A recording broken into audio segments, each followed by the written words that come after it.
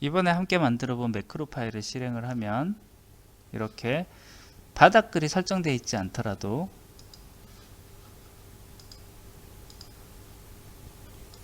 이와 같은 유저 창이 뜨고 여기서 선택된 만약에 이제 기존 페이지 중에 삭제돼야 될 페이지가 있을 경우는 여기에 체크를 두고 원하는 페이지 형태로 한 다음에 페이지 번호를 매기면 모든 페이지에 페이지 번호가 이렇게 들어가는 것을 볼 수가 있습니다. 여기서는 구역별로 팩토리 영역 그리고 오피스 영역 이런 식으로 따로 들어가는 것을 볼 수가 있습니다. 안녕하세요, 잔머리 대마왕입니다. 오늘은 페이지 번호 매기기 조금 더 발전된 형태로 만들어 보도록 하겠습니다. 이전에 만들었던 페이지 번호 매기기에서는 항상 바닥글이 있어야지만 그 바닥글에 페이지 번호를 매기는 방식이었는데요. 실제로 자료를 취합하다 보면은 바닥글이 없는 자료들이 많아서 그때마다 바닥글 설정해 주는 것도 은근히 시간이 많이 걸리고 까다로운 일이어서 바닥글이 굳이 없더라도 페이지 번호를 매길 수 있는 방법을 소개할까 합니다. 보통 슬라이더가 이렇게 있을 경우에 페이지 번호는 보통 가장 아래쪽에 이렇게 표시가 되고요. 경우에 따라서는 가운데 있기도 하고 오른쪽에 있기도 한데 어찌됐든 이와 같은 아래쪽 위치에 보통 위치를 하게 됩니다. 그렇다면 어느 곳에 페이지 번호를 넣을 건지에 대한 정확한 위치 정보만 알고 있으면 얼마든지 페이지 번호 넣는 것의 위치를 잡아서 넣을 수가 있기 때문에 이와 같은 방법으로 페이지 번호를 입력을 할 거고요. 이 페이지 번호가 들어간 글 상자는 고유의 이름을 가지고 있어서 나중에 다시 페이지 번호를 매기게 될 경우에는 이전에 만들었던 페이지 번호는 모두 삭제를 하고 난 다음에 다시 그 페이지 번호를 매기는, 그래서 이제 여러 번 같은 기능을 실행했을 때 페이지 번호와 똑같은 글 상자가 두 번, 세 번 생기는 것을 막는 기능을 하나를 더 넣도록 하겠습니다. 이번에 만든 매크로에서는 바닥글을 사용하지 않기 때문에 우리가 많은 정보를 설정을 해줘야 됩니다. 이 전체 슬라이드 높이가 어느 만큼 되고 폭이 어느 만큼 되는지, 그리고 페이지 번호를 넣을 상자의 폭과 높이가 어느 정도 되는지, 그리고 이 위치는 왼쪽에서부터 어느 만큼 떨어져 있고 위에서부터 어느 만큼 떨어져 있는지 이 위치를 모두 설정을 하게 되어 있고요. 그리고 안에 들어가는 글자들은 왼쪽 배열, 가운데 배열, 오른쪽 배열 중에 어떤 배열을 가지는 문자열을 가질 것인지, 폰트는 어떻게 될 것인지 이런 부분들을 일일이 다 정해줘야 되기 때문에 여기 보이는 이런 형태의 유저 폼을 먼저 만들어서 이 폼에 필요한 정보들을 먼저 만들고 그 다음에 이 매크로를 만들도록 하겠습니다. 매크로에서 하는 동작은 제일 처음에 이 매크로 파일을 불러오면 먼저 이 슬라이드의 요 폭과 높이가 어느 사이즈인지를 알아옵니다.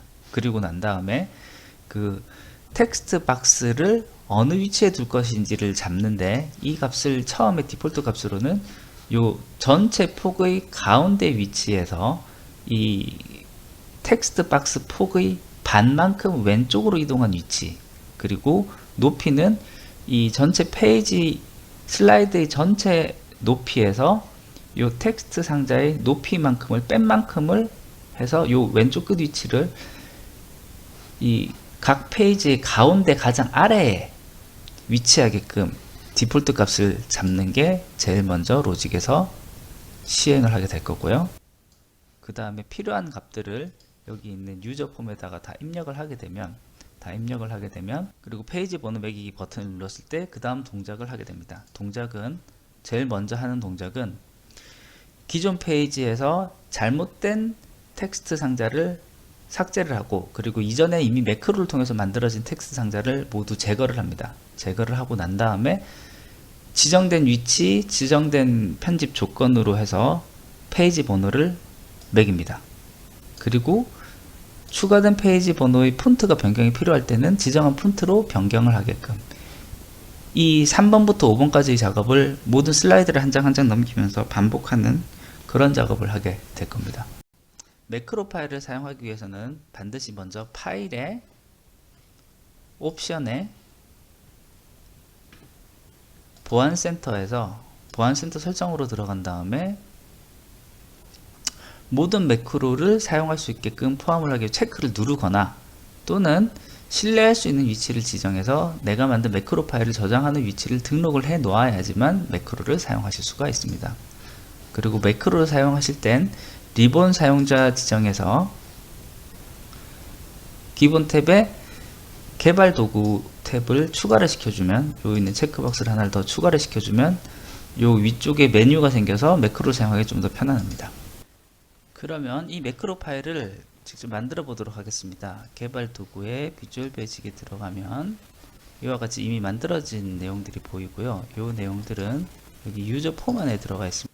이 유저 폼은 처음에 만들 때 요 개체를 누른 상황에서 마우스 오른쪽 버튼을 누르면 여기 삽입을 통해서 유저 사용자 정의 폼을 만들 수가 있습니다. 이렇게 하면 이제 새롭게 만들어지는 폼이 하나가 만들어지는 걸 볼 수가 있고요. 여기 필요한 정보들 중에 뭐 레이블 같은 경우는 이런 식으로 집어넣어서 여기에 정보를 넣을 수가 있고, 예를 들어서 테스트 항목으로 넣고, 그 다음에 여기에 어떤 입력값을 갖기 위해서는 여기 텍스트 상자를 이렇게 집어넣고, 여기에 마찬가지로 어떤 값을 테스트 값, 뭐 이런 식으로 넣을 수가 있습니다. 그리고 이와 같이 만들어진 각각의 개체들은 왼쪽 아래에 있는 요 영역에 있는 속성들의 값을 여러 가지로 정해줄 수가 있는데, 여기 이름 값을 정확하게 넣어주면 그 이름 값에 따라서 우리가 뒤에 프로그램에서 정밀하게 나눌 수가 있습니다. 그래서 보시면은 여기에 만들었던 요 오토 페이지 같은 경우는 요 페이지, 요 유저 폼에 들어가는 이 개체들을 다 이런 식으로 만들어 놓고, 각각의 텍스트 상자나 아니면 여기 옵션 상자나 그리고 체크 상자 같은 경우는 다 이름을 이런 식으로 정해서 프로그램을 할 때 불러올 수 있게 이렇게 만들어져 있습니다. 지금 유저 폼을 다시 그리는 것부터 프로그램을 다시 만들어 보는 것은 시간이 너무 많이 걸리기 때문에, 유저 폼을 처음부터 다시 그리는 것은 너무 작업이 오래 걸리기 때문에 여기서는 이 기존에 만든 유저 폼을 그대로 두고 요 유저 폼에서 들어가 있는 소스 코드만 다시 새로 만드는 것으로 해서 작업을 해보도록 하겠습니다. 제일 먼저 프로그램이 돼야 되는 게, 유저 폼을 처음에 불러왔을 때 슬라이드 크기를 계산하고 텍스트 박스 위치를 잡는 것입니다. 그래서 처음에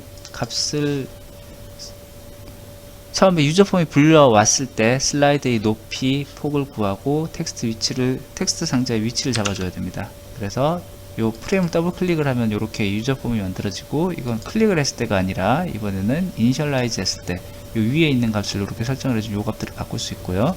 여기에 읽어드리자마자의 슬라이드의 폭을 구해야 됩니다. 슬라이드의 폭을 구하는 것은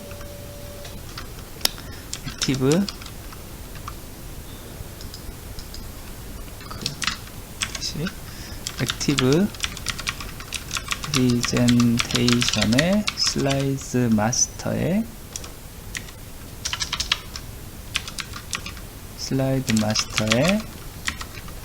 폭을 구하면 되고요. 마찬가지로 width, height를 구할 수가 있습니다.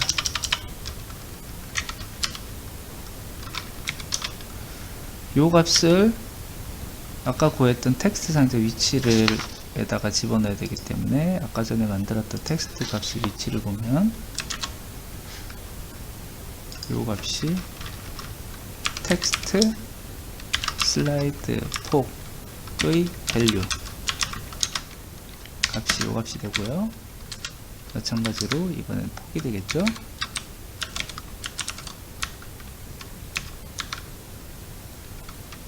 폭이 아니라 높이가 되겠죠. 높이 값이 이렇게 되겠습니다.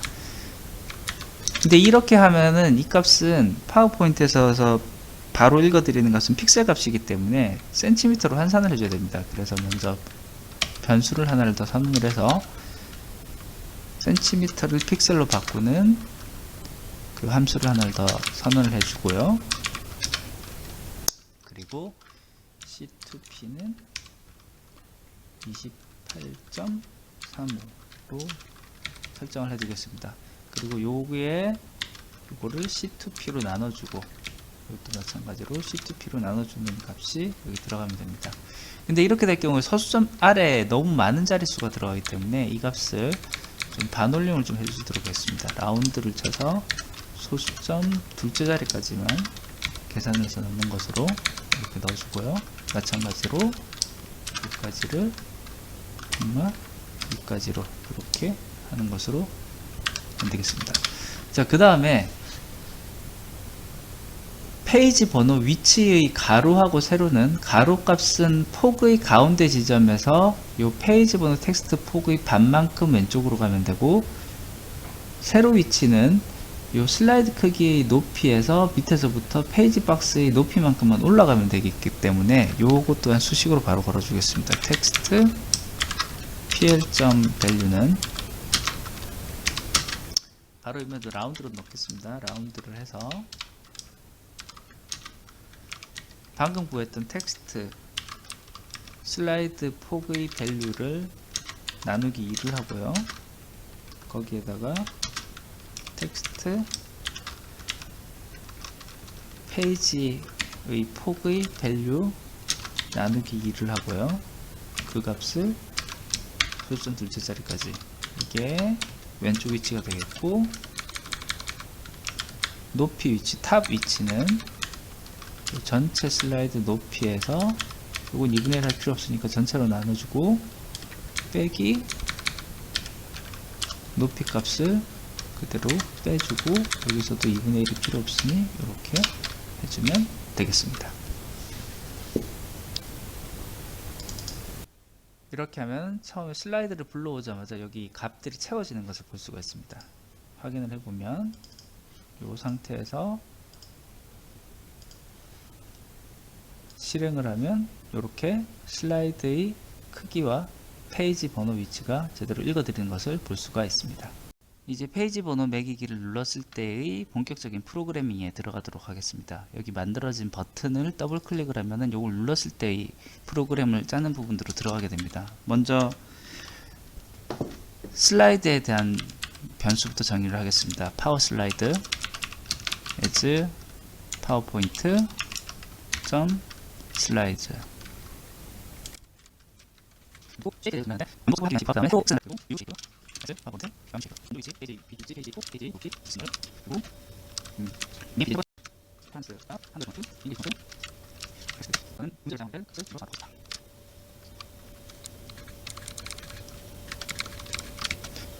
이렇게 오른쪽에 만들어진 메인 프레임에서 받을 수 있는 변수값에 대한 값들을 이렇게 정의를 했고요. 여기 있는 값들을 또 모두 받아들이는 함수를 만들도록 하겠습니다.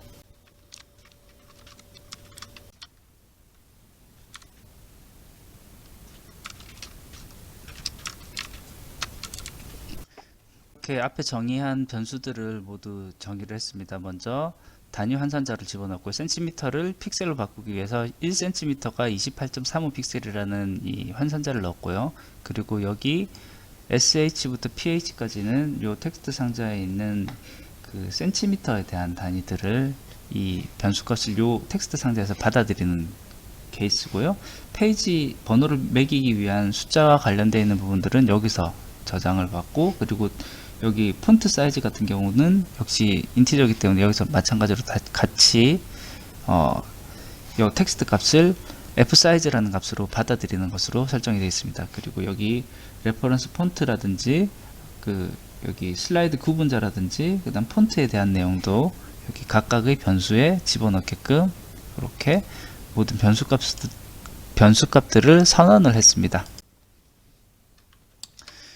이제 각 슬라이드를 넘기면서 작업을 할 거니까 슬라이드에 대해서 작업을 하도록 하겠습니다. for each power slide in active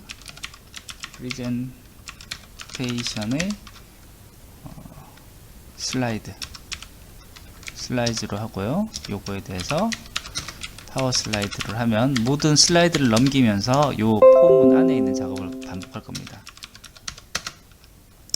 그리고 여기서 이제 쉐이프에 대해서 작업을 할 건데, 여기서도 마찬가지로 슬라이드의 쉐이프로 해서 모든 쉐이프에 대해서 어떤 반복 작업을 할 겁니다.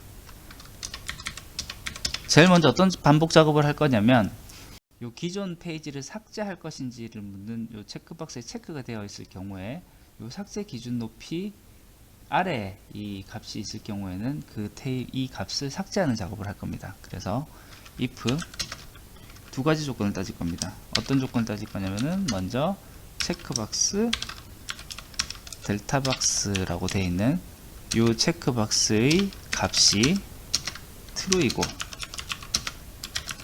and 현재 쉐이프의 그 슬라이드의 높이 sh 값으로 아까 전에 구했던 값에다가 지금 현재 구했던 쉐이프의 탑 위치 값을 뺀 값이 어떤 값보다 작으냐? del h 값, del 박스 h 값보다 작을 경우, 이 경우에는 p 쉐이프를 삭제하라, 델리트를 하라라는 것으로서 and if를 할 겁니다. 근데 여기서 보니까 del h가 지금 변수 선언이 빠졌네요. 여기서 하나 더 추가 들어가겠습니다. del h는 여기 있는 값이고 마찬가지로 현산자를 곱해야 되는 값입니다. del h 값으로 하고 요거는 텍스트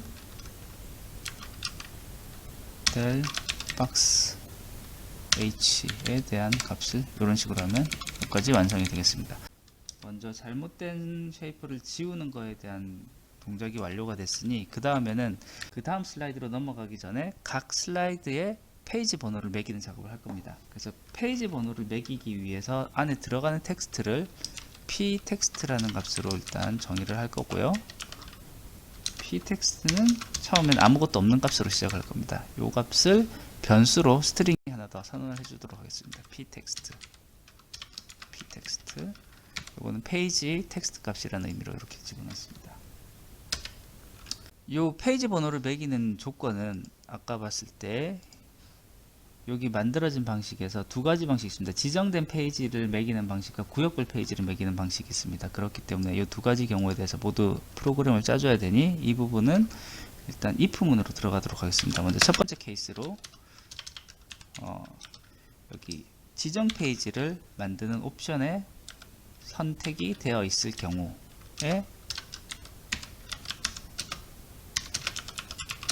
얘는 지정 페이지를 만드는 로직이 들어가야 되고요. 그리고 이와 여기에 조건을 만족하지 않고 대신에 여기 구역별 페이지에 옵션 버튼이 눌러졌을 경우 equal true 일 경우에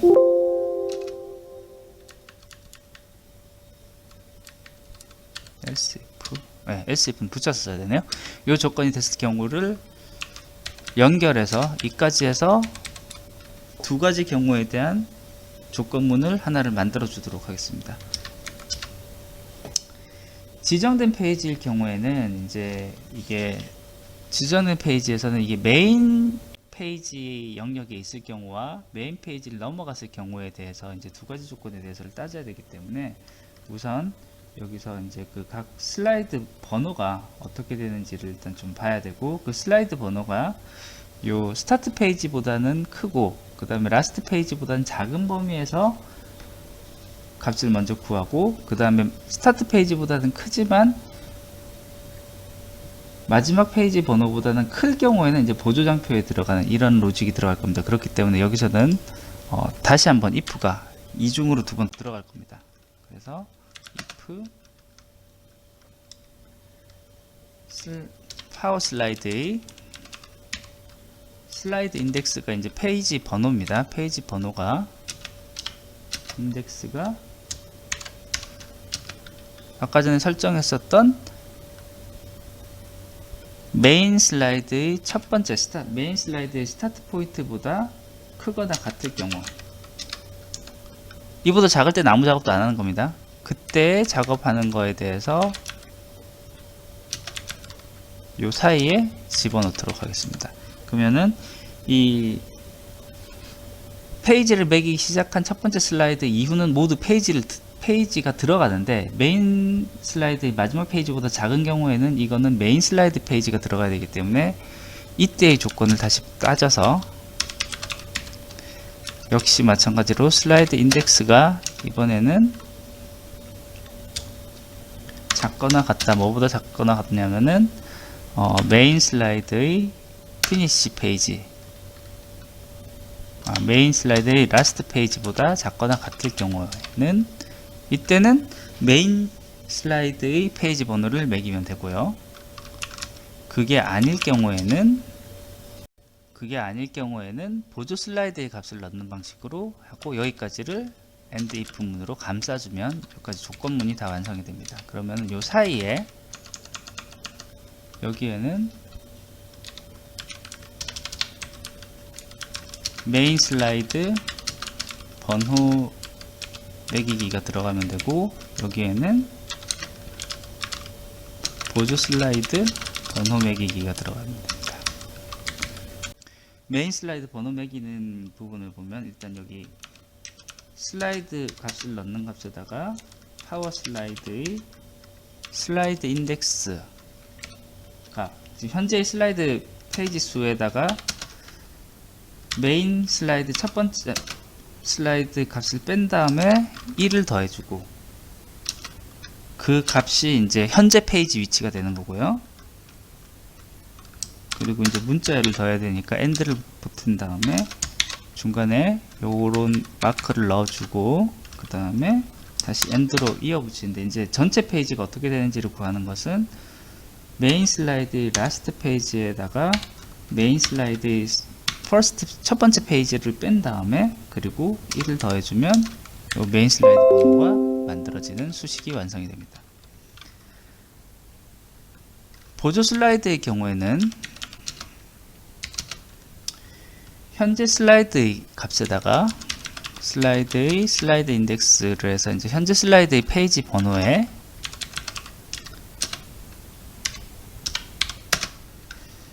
메인 슬라이드의 라스트 페이지를 빼주면 그게 이제 현재 슬라이드 번호가 되고요. 요 값을 요런 가운데 구분자를 삽입을 한 다음에 전체 슬라이드 번호는 전체 슬라이드를 구하기 위해서는 이제 이 전체 슬라이드의 페이지 수가 어떻게 되는지를 한번 구해야 되네요. 그래서 여기를 하기 전에 먼저 변수를 하나를 더 선언을 하도록 하겠습니다. 마지막 슬라이드 페이지를 알아야 되니까 이걸 파이널 페이지라는 의미로 값을 만들고, 이 값은 현재 액티브 프레젠테이션의 슬라이즈의 카운터, 그래서 현재 몇 페이지까지 있는지 이렇게 하고, 요 값한 앞에 변수로 선언을 해줘야 되니 여기 인티저 영역에 하나 더 추가해서 파이널 페이지라는 이름으로 하나를 더 선언을 하도록 하겠습니다. 그래서 여기에는 전체 파이널 페이지 마지막 페이지에다가 메인 슬라이드의 마지막 페이지를 빼는 것으로 하면은 이제 이 보조 슬라이드의 번호는 다시 매겨지고요. 보조 슬라이드의 경우에는 이 슬라이드 번호 앞에 구분자가 먼저 들어가야 되기 때문에 구분자를 먼저 넣는 방법, 그 구분자를 앞서서 입력을 받았던 여기 슬라이드 구분자, 요 텍스트 레프트 텍스트 요 값을 요 RFT로 받았으니까 여기에 랩T 값을 넣고 그 다음에 한 칸 띄워주고 이렇게 연결을 해주면 보조 슬라이드에 들어가는 페이지 번호 양식이 표시가 됐습니다. 그럼 여기까지 하면 이제 지정된 페이지를 만드는 양식에 대해서 이제 만들어졌고요. 그 다음에 이제 구역별 페이지 번호를 매기는 방법을 코딩을 해주면 되겠습니다. 구역별 페이지 번호를 매기기 위해서는 먼저 현재의 이 슬라이드가 있는 부분이 과연 몇 번째 섹션인지 섹션 인덱스를 먼저 알아야 됩니다. 여기 섹션 인덱스도 알기 위해서 여기에 변수를 하나를 더 추가를 해두겠습니다. 여기에 섹션 인덱스 값을 알아야 되기 때문에 섹션 인덱스라는 변수를 하나를 더 선언을 해주고요. 제일 먼저 이게 몇 번째 섹션인지를 알아야지 그 다음에 섹션에 관련되어 있는 구분자로 번호를 매길 수 있기 때문에 섹션 인덱스는 값을 선언을 해주겠습니다. 현재 슬라이드의 섹션 인덱스 이렇게 해주면 되고요. 그 다음에 요 앞서서 사용했었던 구분자와 마찬가지로 이제 구분자를 여기서 계속 써야 되기 때문에 이 구분자 정보는 가지고 오는데, 구분자는 각 구역의 구역의 네임 값을 가져올 겁니다. 그래서 구역의 네임 값을 요 변수에다가 저장을 해주도록 하겠습니다. 요 변수 값은 active presentation의 섹션 프로퍼티의 name인데, 이 name은 몇 번째 섹션이냐면 아까 전에 구했던 섹션 인덱스 번호에 해당하는 name 값을 left t에 넣고요. 그 다음에 그러면은 현재 이 구역의 스타트 슬라이드가 몇 번째 슬라이드인지를 또 알아야 되기 때문에 이 값을 또 구해 올 건데요. 이 값은 마찬가지로 이 앞에 있었던 액티브 프레젠테이션부터 이 앞에 네임을 제외한 이 부분까지 똑같기 때문에 여기까지 가져오고, 뭘 가지고 오냐면 슬라이드가 전체 그 구역에 있는 슬라이드가 몇 개인지를 정확하게 가져오기 위해서 슬라이드 카운트를 할 겁니다. 여기서도 마찬가지 섹션 인덱스를 포함을 해서 이 섹션 인덱스의 값을 가지고 올 겁니다. 그리고 하나 더 가지고 와야 되는 게,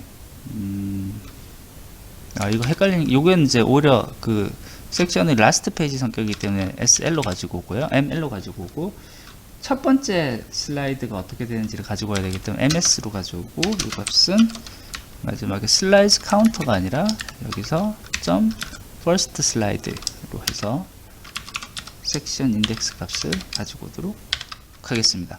그럼 이제 구역별 슬라이드를 구하기 위해서 구역의 정보를 가지고 오는 부분은 여기까지 이제 완료가 됐고요.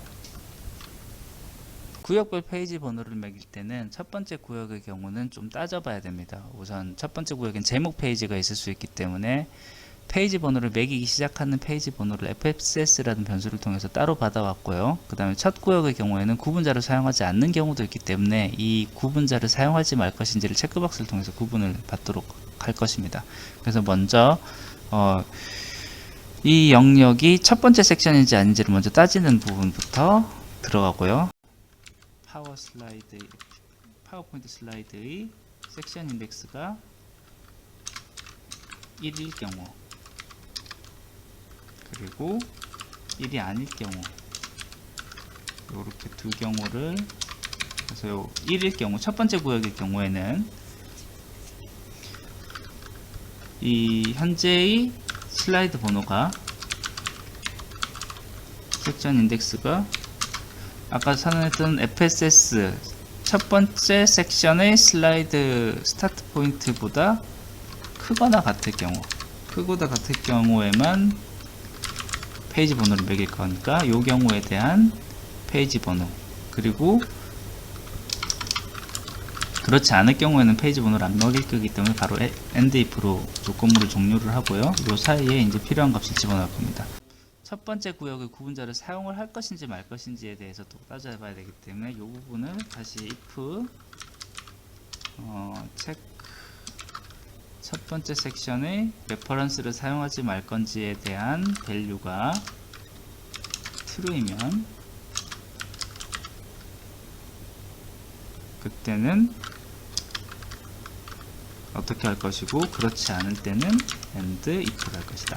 그래서 여기 구분자를 사용을 할 경우에는 구분자를 사용하는 형태로 페이지 번호를 작성을 해주면 되고요. 그렇지 않을 때는 구분자가 들어가지 않게만 작성을 해주면 됩니다. 그래서 먼저 체크가 안 돼 있는 경우를 먼저 좀 따져보겠습니다. 체크가 안 돼 있을 경우 pText 값은, 그때 페이지 번호는 결국 이제 분자로 들어가는 것은 현재 슬라이드의 슬라이드 인덱스 값에 아까 설정한 fss 값을 뺀 다음에 다시 1을 더해주면, 그러면 이게 현재 페이지 숫자가 나오고요. 요거에다가 이제 그 다음 중간에 구분자를 넣을 수 있는 값을 넣고, 그 다음에 이제 전체 이 섹션 번호에서 이 값을 구해야 되니까 전체 섹션 번호가 아까 전에 구역의 ML로 아까 전에 선언을 했었고, 요 값에 fss 값을 방금 그 설정 값으로 끌고 온 fs 값을 뺀 다음에 1을 더해주면 이 값이 전체 첫 번째 섹션의 전체 구역의 페이지 수가 됩니다. 그리고 위에 구분자의 체크가 있을 경우에는 이 앞부분에 레퍼런스 텍스트만 집어넣어 주면 됩니다. 레퍼런스 텍스트, 그리고 아까 레퍼런스 텍스트는 이미 구역의 이름으로 가지고 왔기 때문에 RFT 그대로 넣어주기만 하면 되고요. 그리고 한 칸 띄우고 그 다음에 엔드로 앞부분과 뒷부분을 연결해주면 이와 같은 형태로 만들어지겠습니다. 여기까지 하면 이제 첫 번째 섹션에 대해서 페이지 번호 매기는 것이 완성이 되었습니다. 두 번째 섹션에 대해서는 여기 파워 슬라이드 섹션 1의 경우가 아닌 경우이기 때문에 요 else 다음에 이제 작성을 해주면 되고요. 이 부분에서는 각 구역마다 첫 페이지가 또 제목으로 따로 들어가는 경우가 있습니다. 그 경우에는 각 구역의 첫 번째 페이지는 페이지를 카운트할 때 예외를 해야 되기 때문에 이 경우만 따져서 프로그램을 해보도록 하겠습니다. 그러면 여기서는 이번엔 체크 섹션의 first 타이틀이 있느냐 없느냐에 대한 것을 따지기 위해서 요 값이 밸류가 true이면, 그리고 그렇지 않으면 이렇게 나눠주고요. 각 구역의 첫 번째 페이지가 제목이 아닐 경우를 생각을 해보겠습니다. 앞에서 만들어 온 이 수식과 좀 많이 비슷하기 때문에 우선은 요 값을 그대로 가지고 오고요. 자, 구역의 섹션의 이름이 제일 앞에 구분자로 먼저 들어가고 한 칸 띄우고, 그리고 이제 현재 슬라이드 번호에서 여기 FSS가 아니라 MS 현재 구역의 첫 번째 페이지를 뺀 다음에 거기다가 1을 더한 값이 이제 현재 구역의 내에서의 페이지 수고, 여기에는 이제 분모로는 전체 페이지 수, 그러니까 이 섹션의 페이지 수이기 때문에 ml 값을 그대로 사용을 하면 되겠습니다. 요게 이제 각 구역의 첫 번째 페이지가 제목이 아닐 경우의 섹션이고요. 첫 구역이 이제 제목일 경우에는, 그러면은 이 경우는 해당 섹션의 첫 번째 페이지는 건너뛰고 작업을 해야 됩니다. 그렇기 때문에 여기에서도 족구문을 하나 더 걸어서 p 슬라이드의 슬라이드 인덱스가 첫 번째 슬라이드보다 페이지보다 클 경우에만 요 값을 집어넣어라. 근데 여기서는 이제 페이지 수를 계산할 때 여기에서 1씩 빼면 되겠죠. 기존의 페이지 수에서 첫 번째 페이지가 제목 슬라이드로 빠지기 때문에 전체 슬라이드에서도 한 장이 빠지고 현재 슬라이드 번호에서도 이제 이 번호가 빠지게 됩니다. 여기까지 하면 각 페이지의 페이지 번호를 넣기 위한 문자열 pText라는 값이 완성이 됩니다. 이제 그 다음으로 할 일은 각 슬라이드의 아랫부분의 지정된 위치에 텍스트 상자를 만들고 거기에 이 값을 집어넣은 다음에 우리가 원하는 폰트를 집어넣고 배치를 맞추는 작업을 할 것입니다. 먼저 새로운 쉐이프를 만드는데 그거는 이제 텍스트 박스로 만들 겁니다. 이 경우에는 set, 아까 전에 선언했던 변수 중에 새로운 쉐이프를 만들었을 때 사용을 하기 위해서 만들었던 nshape라는 변수를 만들고, 여기에는 파워 슬라이드, 슬라이드의 쉐이프 함수 중에 add text box라는 게 있습니다. add text box. 그리고 이 텍스트 박스에는 여러 가지 옵션을 넣게 되어 있는데, 먼저 이거는 가로로 쓰는 문자를 넣는 박스이기 때문에 요 문자를 골라주고요. 그 다음부터는 정해주는 게 여기 아래에 보이는 것처럼 왼쪽 위치, 위쪽 위치, 폭, 높이를 정해주게 되어 있습니다. 이 값은 아까 전에 요 값들을 가지고 우리가 입력했던 값들에서 이미 가지고 왔기 때문에 요거에 대한 변수만 정해주면 됩니다. 그래서 pl, pt, pw, ph 이렇게 선언을 해주면 우리가 새로 만들 nshape라는 그 쉐이프가 하나가 만들어지는데, 여긴 텍스트 상자가 만들어지고, 이 텍스트 상자는 가로쓰기 텍스트 상자이면서 아까 전에 지정했었던 레프트 탑 위치가 정해지고 폭과 높이까지 지정된 이런 텍스트 상자가 만들어집니다. 그 다음부터 이제 이 텍스트 상자의 폰트를 다 하나하나 선언을 해줄 겁니다. 그래서 내용부터 채우겠습니다. nshape의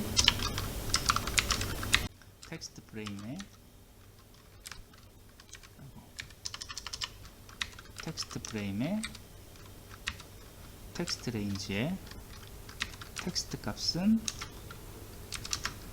각 경우에 따라서 다 지금까지 구해왔었던 페이지 번호 문자를 넣어주고요. 그 다음에 여기서 이 작업을 페이지 번호를 한번 매기고 난 다음에 이 매긴 페이지를 다시 한 번 더 페이지 번호를 매길 때는 기존에 만들어졌던 페이지 번호를 지워야 됩니다. 근데 이 텍스트 상자가 어떤 상자인지를 찾기가 어렵기 때문에 이 쉐이프는 특별하게 이름을 따로 하나를 더 정해 주도록 하겠습니다. 그래서 이 쉐이프의 이름을 우리가 새로 만든 페이지, 오토 페이지라고 자동으로 만들었기 때문에 오토 페이지라는 이름으로 이렇게 A 페이지라는 이름으로 이렇게 만들어 주고, 그리고 이 부분에 대해서는 조건을 앞서서 만들었던 로직 중에 처음에 이 체크박스가 있을 경우에 기존 페이지 번호 삭제를 하는 경우가 있고, 이 경우가 아니더라도 또 한 가지 경우로 만약에 이때는 이제 N 쉐이프가 아니라 P 쉐이프죠. P 쉐이프, 현재의 쉐이프의 이름이 우리가 만들어진 쉐이프 이름인 A 페이지란 이름으로 가지고 있으면은 이 쉐이프 또한 삭제를 해라. 그래야지 우리가 새로 만들어진 페이지 번호에서 이 부분이 삭제가 되니까 요 구문 하나를 더 추가를 하도록 하겠습니다. 그리고 깔끔하게 지우기 위해서 우리는 여기서도 이름은 A 페이지라는 이름으로 정하도록 하겠습니다. 그 다음부터는 이제 프레임의 텍스트 레인지 포맷을 좀 맞추도록 하겠습니다. 폰트를 맞출 거고요. 폰트의 네임은 폰트 네임은 잉글리시 폰트 아까 전 선언됐던 것, 그리고 폰트의 네임 파이스트는 폰트의 네임 중에 요 파이스트, 이게 한글 폰트입니다. 한글 폰트는 H 폰트, 그리고 폰트의 사이즈는 폰트 사이즈로 이렇게 하면 폰트가 다 바뀌는 것을 볼 수가 있고요. 한 가지 또 빠뜨린 게, 이 폰트를 바꾸는 거는 페이지 번호 폰트 바꾸면 요 체크박스에 체크가 있을 때에만 실행을 하기 때문에 지금 폰트에 대해서 설정했던 이 세 개의 문장은 if로 감싸도록 하겠습니다. if 체크박스 p 폰트가 점 밸류가 true일 때 그때만 이 폰트를 바꾸는 것으로 이렇게 선언하도록 하겠습니다.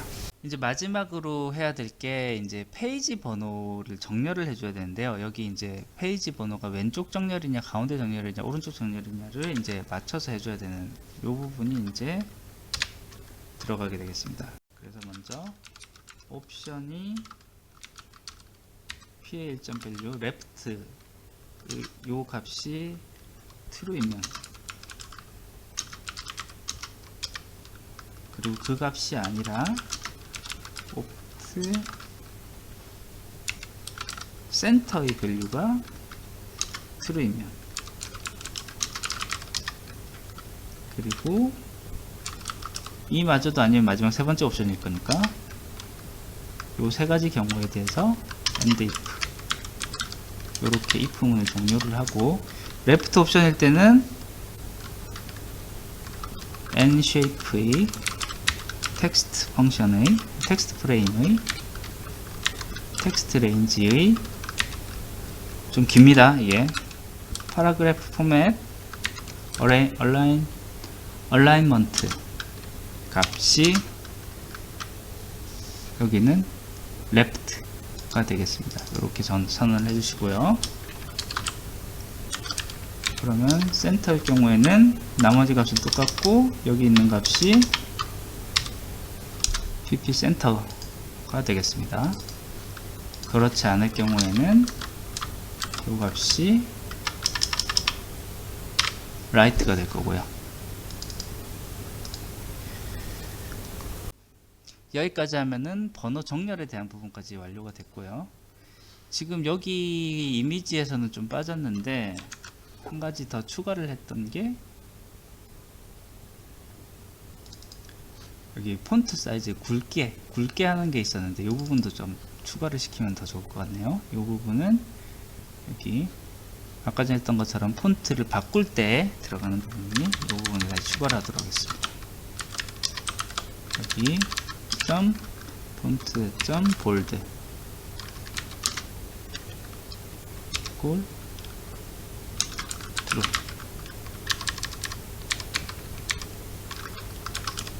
근데 이 true는 항상 하는 게 아니죠. 여기서도 다시 한번 더 if로 감싸야 되네요. if 아까 전에 이쪽에 폰트 체크박스 이름이 체크 볼드네요. 체크 볼드 값이 있을 때만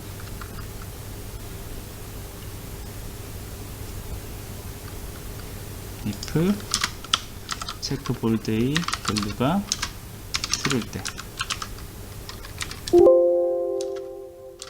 그때는 요 아래에 있는 방법 조건을 해라. 여기까지 하면 이제 소스가 완성이 된 것 같습니다.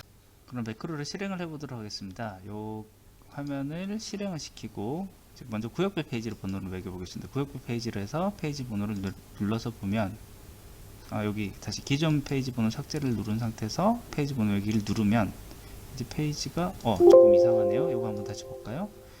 지금 보면 첫 번째 구역에서는 지금 슬라이드 번호가 제대로 안 매겨졌고요. 두 번째, 세 번째는 제대로 매겨졌습니다. 일단 취소를 한번 누르고 다시 한번 요게 왜 안 지워졌는지와 요 두 가지를 좀 같이 봐야 되겠네요. 여기 보면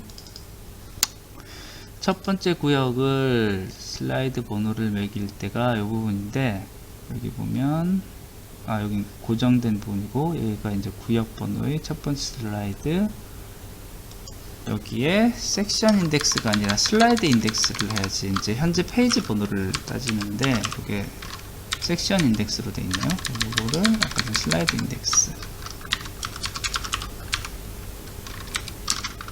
인덱스로 바꿔주고 아까 지워지지 않은 부분은 여기가 end가 되면 되는 게 아니라 or이 들어가야 되는데 둘 중 하나의 조건이라도 만족을 하면 왼쪽 조건 또는 오른쪽 조건 둘 중 하나만 만족이 돼도 이게 들어가야 되니까요. 이 상태에서 다시 한번 더 실행을 해 보겠습니다. 기존 페이지 번호 삭제 그리고 페이지 폰트 바꿈 구역별 페이지로 해서 다시 페이지 번호 매기기.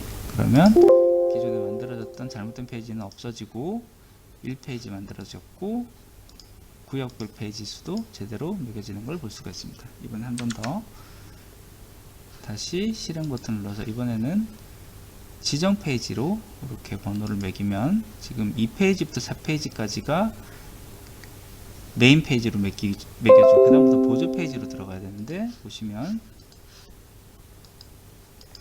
2페이지부터 4페이지까지가 전체 3페이지 중에 1, 2, 3페이지 그 뒤로는 보조 1, 보조 2 제대로 들어가는 것을 볼 수가 있습니다.